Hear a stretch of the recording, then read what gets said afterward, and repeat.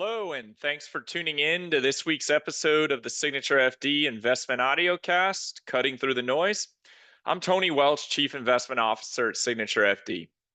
So, diving right into the market data from last week, it was a solid week for markets. Large cap US stocks returned about 1.8%, and international stocks performed even better.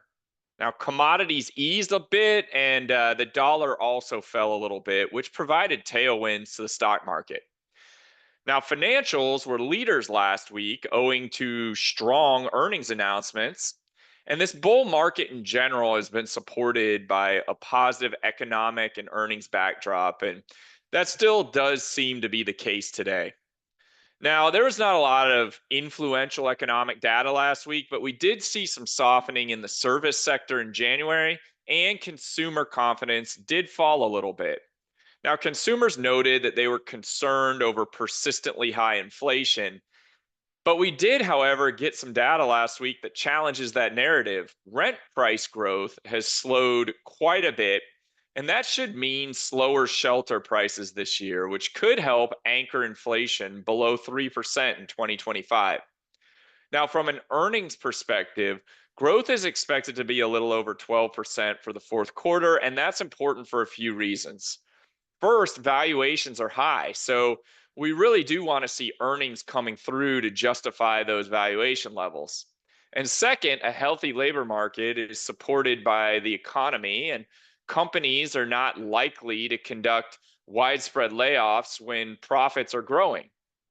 Now, in this week ahead, we're going to be watching a few major things. First, the Fed meeting and their decision.